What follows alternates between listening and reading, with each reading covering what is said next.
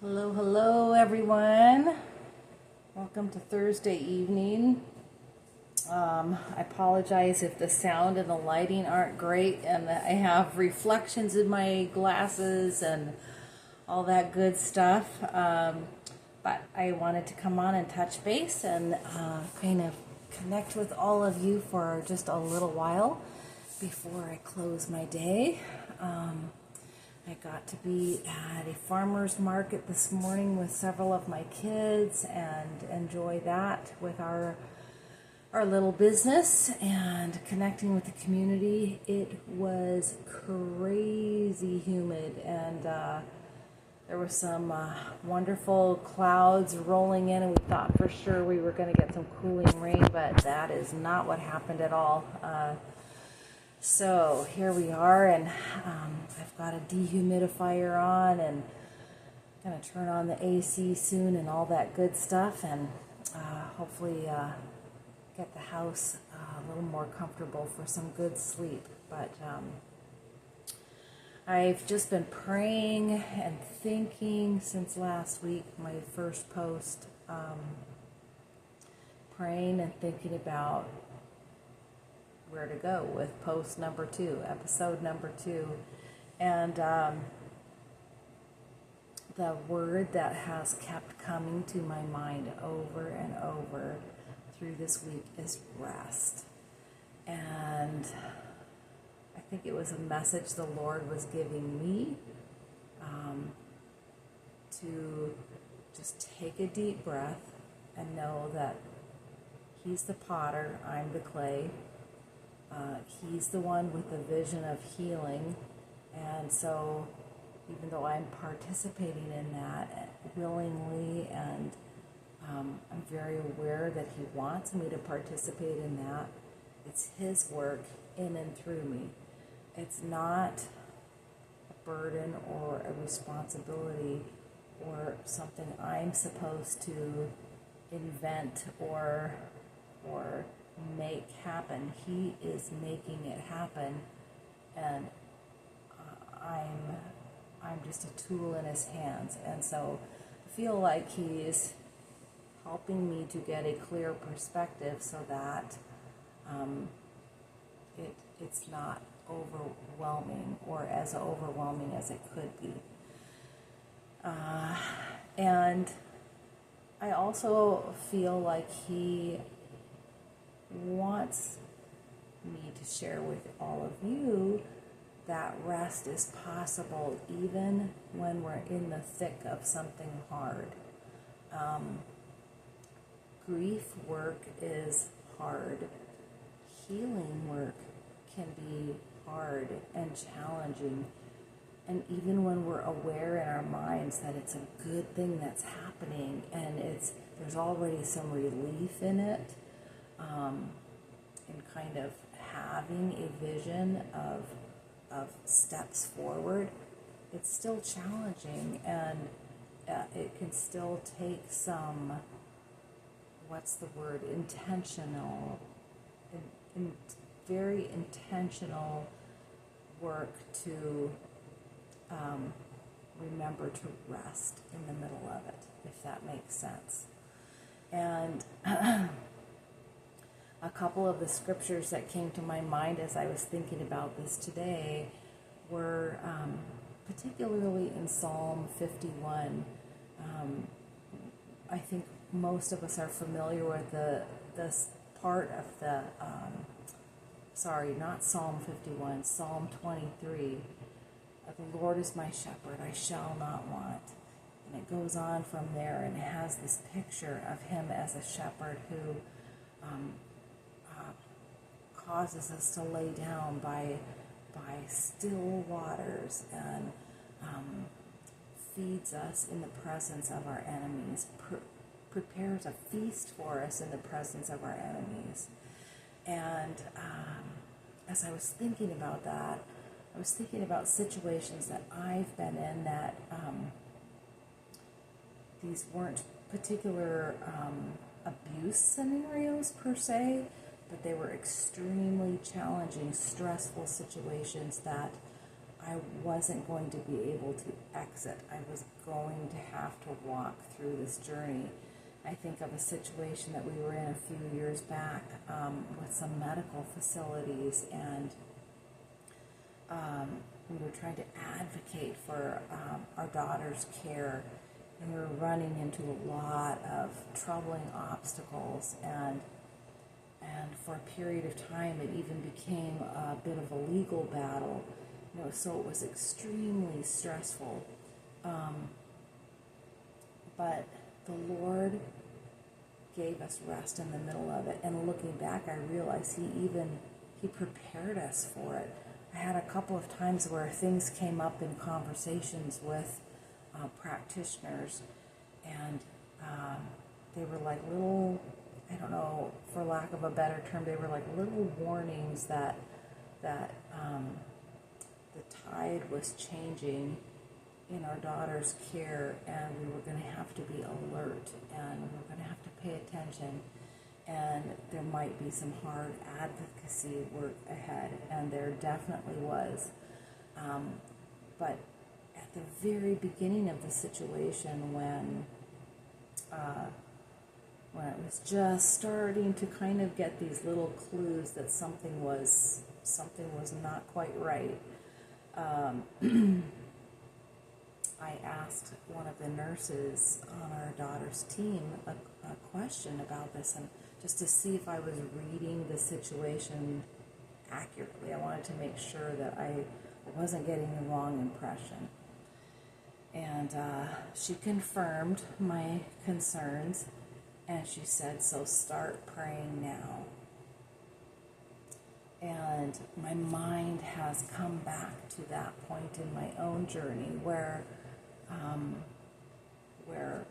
there was a lot that was going to ensue in the months after that. Oh man, it was probably, especially a 7-month, very intense situation. And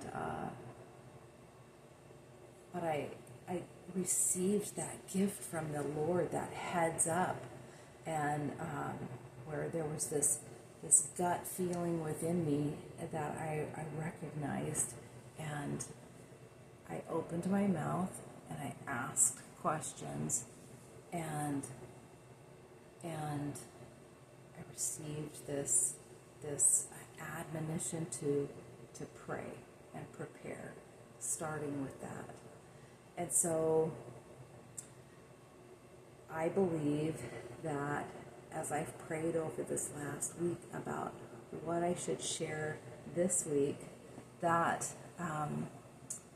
although our focus is and will be advocacy and recognizing abuse in the church and in the greater faith community, and knowing how to spot the issues and how to respond in healthy, effective ways, the Lord put the brakes on a little bit for me this week to help me prepare and for me to be a better witness to you. First of all, taking a deep breath and sort of receiving ahead of time the gift of rest that is available in Him. And so, because grief work and healing work and advocacy, they take a lot of energy. They take mental energy. They take spiritual grounding that we cannot invent or cook up by ourselves. It's a gift from the Lord, and it's like a refueling that has to come from Him, and we have to be still for it. Just like a little child when they're hurt and they've got that boo-boo on their knee, and they run to you and they want comfort, but to receive that comfort, to receive that Band-Aid on the wound, and the beginning of help to heal, they have to be still to receive it. So I think that the Lord is so gracious, and and He's encouraging me to encourage you that before we dive in and feel like we have to cover everything really fast, I'm committing myself to pray daily and just receive things at the pace that He wants to deliver it to me to be shared with you. So our word for right now is rest. Just to know it's available from Him, and to just accept it as a beautifully wrapped gift that's just been brought to your door. Open the door and receive it. And sometimes we don't even know what that's going to look like until we look back later and we realize, wow, He gave us a season of respite. I really believe that's what He's preparing us for, even as we're going to address some things that will be heavy at times. And He's so good to get us ready. So, rest. Pray.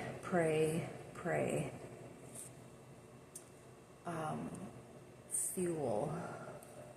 The word fuel keeps coming to my mind. It's really interesting. Over these last several months, I told you about in sort of episode 1, I told you that this issue of abuse in the church and the church not knowing how, a great bit of the time the church does not know how, has not been educated in how to respond to reports of abuse, how to recognize it. Our knee-jerk reaction sometimes when something is painful or it's shocking is to dismiss it as quick as we can. Kind of like, when our hand gets too close to the campfire and we immediately pull our hand back, of course. And it's so easy to do that when the subject of abuse comes up or reports come up. I know that one of my reactions to stress or to hard emotional things, for all kinds of reasons that I don't even fully understand, I tend to turn toward food.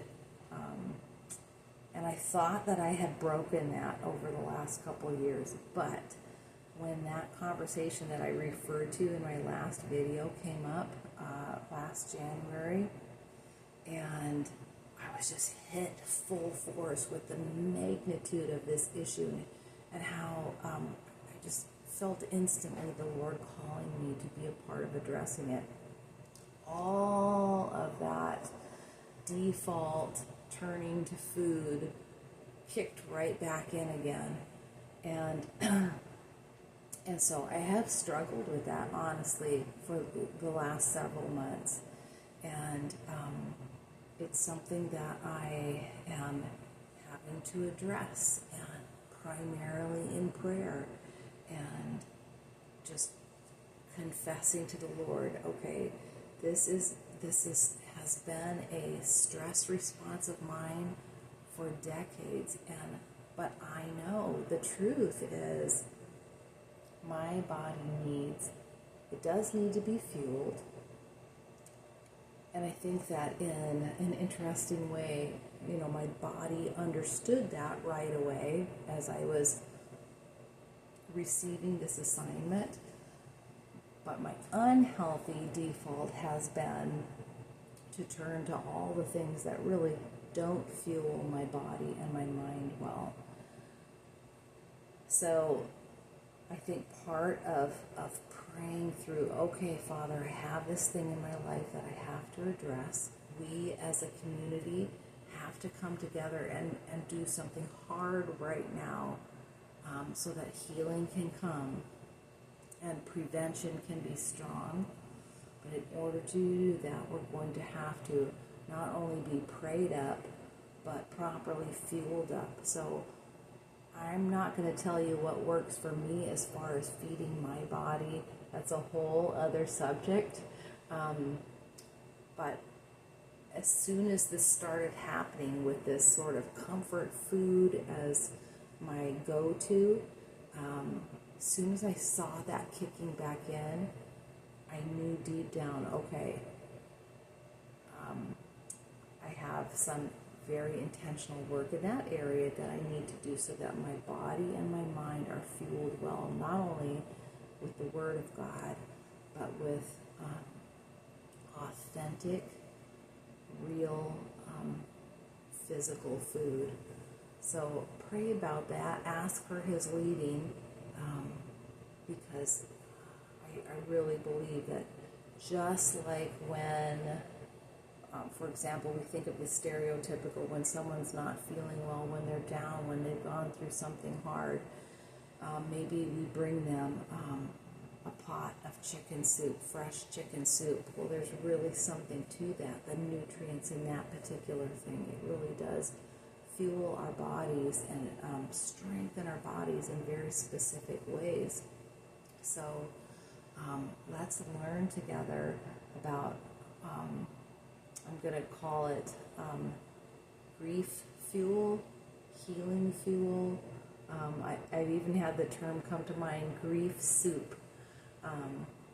I'm really intrigued by that idea of truly fueling our bodies physically for this type of work, even of dealing with abuse.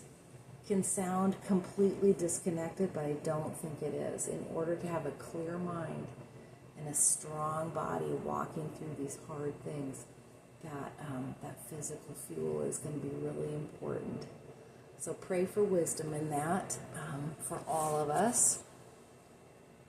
And then I'm just going to pray that you will have the rest that you need, even in the middle of whatever work this entails in your life, as an advocate or as a survivor that is coming to life again and blossoming in ways you didn't even know were possible. I'll leave you with one last thought.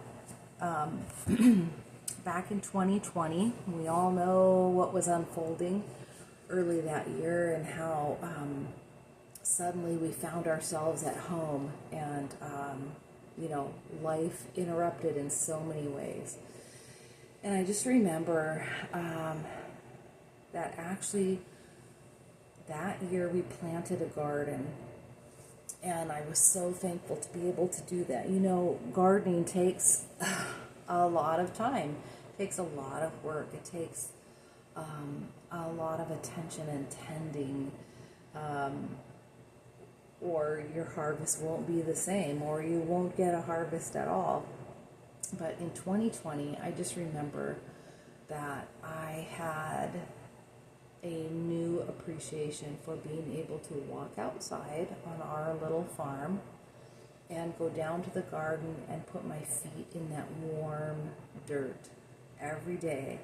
And there was something about even pulling weeds that was so cathartic. And I realized that, for people living in more urban communities or, maybe people who live in a apartment building with their family and no yard, and, they were having to eventually maybe go to a park and walk on some trails or something like that. And I just felt very blessed that I could walk right outside and go put my feet in the soil and feel life in my hands. And I found myself thinking this evening about how right now, this year, 2024, I don't look forward to going to the garden.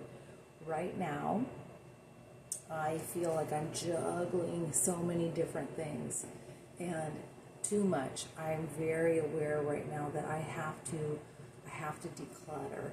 I have to declutter stuff.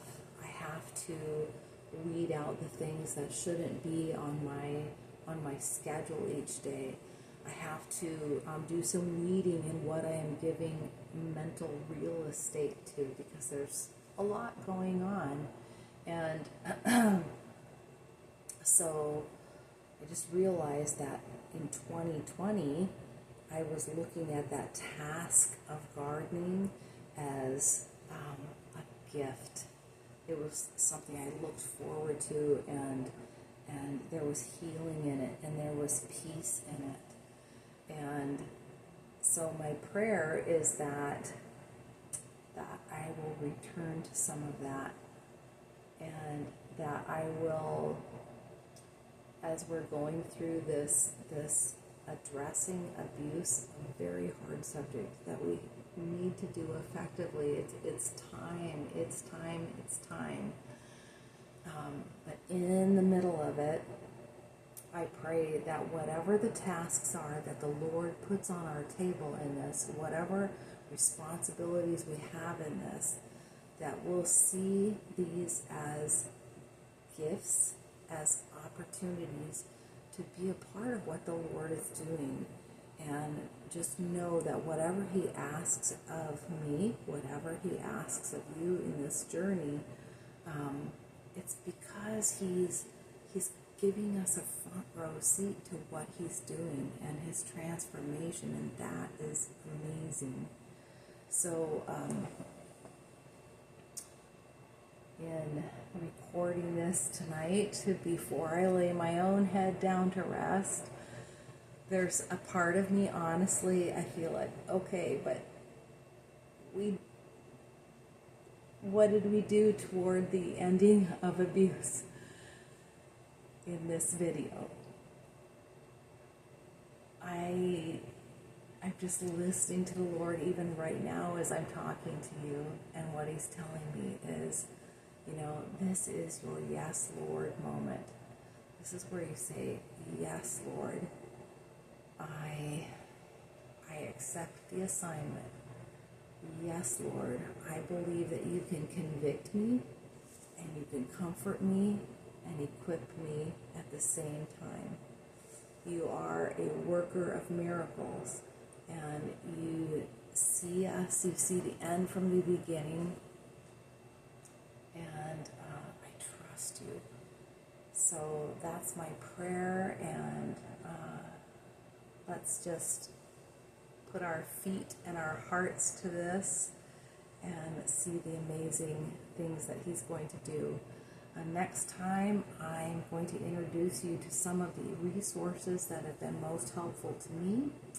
And if you want to share in the comments your thoughts and what you would like to see included in this journey, if there are particular things that maybe you've noticed on this issue, you've never seen somebody address, and you see the importance of it, or something that has been a gift in your own journey of healing and addressing past abuse, I would love to hear from you.